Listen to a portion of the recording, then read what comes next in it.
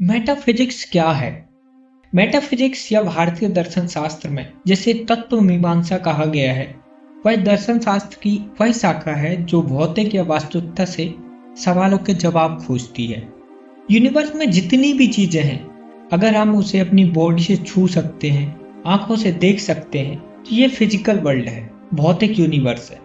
और जो भी इससे परे है, जैसे ईश्वर है, टाइम है, सोल है, या हम स्पेस भी कह सकते हैं, तो इस तरह की सारी बातों का ज्ञान होना फिलॉसफी में मेटाफिजिक्स कहा जाता है। बियॉन्ड फिजिक्स, फिजिक्स के परे कुछ भी होगा वह मेटाफिजिक्स कहलाएगा।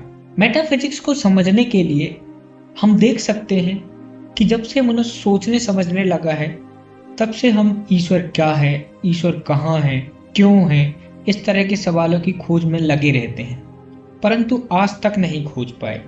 हाँ, इस टॉपिक्स पर बहुत सारी अलग अलग फिलॉसफी जरूर मिलती हैं। जैसे हिंदू धर्म में ब्रह्मा की बात की गई है।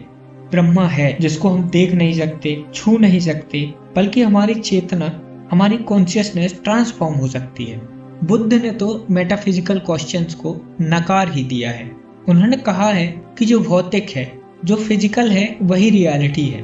फिजिकल वर्ल्ड में वो सब कुछ है, वो सारी चीजें हैं जो आप पाना चाहते हैं। बुद्ध धर्म में कहा गया है कि ईश्वर एक काली बिल्ली की तरह है जो गहरे अंधेरे कमरे में है। किसी ने पूछा कि ईश्वर है या नहीं, तो बुद्ध ने कहा अंधेरे कमरे में बिल्ली है या नहीं कोई फर्क नहीं पड़ता।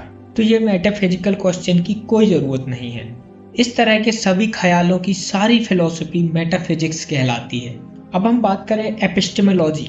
एपिस्टेमोलॉजी या ज्ञान मीमांसा में हमारे ज्ञान यानी नॉलेज इकट्ठा करना और नॉलेज की कैपेसिटी से रिलेटेड बातचीत होती है। इसमें मनुष्य कैसे नॉलेज इकट्ठा करता है, कैसे वैलिडेट करता है, मतलब सत्य है या असत्य है, जजमेंट देने की प्रोसेस, ये सारी बातें एपिस्टेमोलॉजी में शामिल होती हैं। जैसे हमारी आंखों के नॉलेज इकट्ठा करने की प्रोसेस कैसी है, इसकी लिमिट क्या है। मान लो आप एक रेगिस्तान में हैं, आपको चारों तरफ केवल पानी पानी दिख रहा है, लेकिन वो पानी नहीं है। सूर्य के प्रकाश की वजह से रेत ही पानी की तरह दिख रही है। तो ये आंखों के नॉलेज इकट्ठा करने की लिमिट हो गई। अगर आपको इसको वैलिडेट करना है तो आपको अपने पैरों से चल कर जाना होगा, तब आप वैलिडेट कर पाएंगे कि वह पानी नहीं रेत है।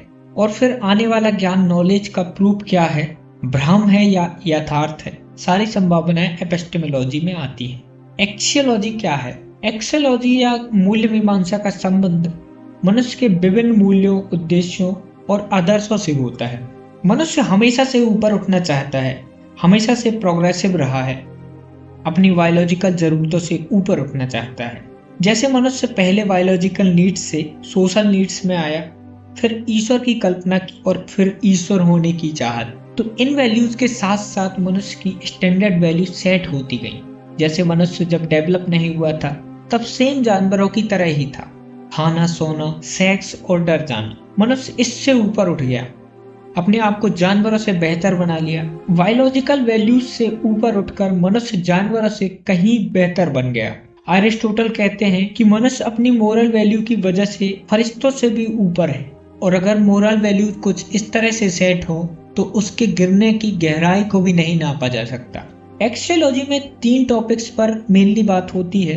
पहला है तर्कशास्त्र यानी हमारा लॉजिक। भारतीय दर्शन में तर्कशास्त्र को ज्ञान यानी नॉलेज की प्रकृति, सोर्स और वैलिडेशन करने वाला विज्ञान या थॉट्स आते हैं। यही हमारा तर्कशास्त्र कहलाता है। सेकंड है नीति शास्त्र यानी हमारे एथिक्स, क्या नैतिक है और क्या अनैतिक है। झूठ अगर किसी निर्दोष की जान बचा ले, जिसको फांसी दी जा रही है, तो क्या यह झूठ अच्छा है या बुरा।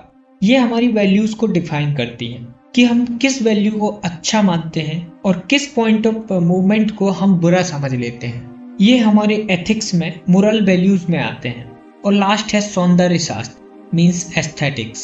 इसमें सीधा सा हमारी सोच किसे सुंदर और किसे असुंदर डिफाइन करती है, इससे रिलेटेड क्वेश्चन आते हैं। और उसके पीछे क्या पैरामीटर हैं कि हम किसी चीज को अच्छा मान ले रहे हैं और किसी चीज को बुरा।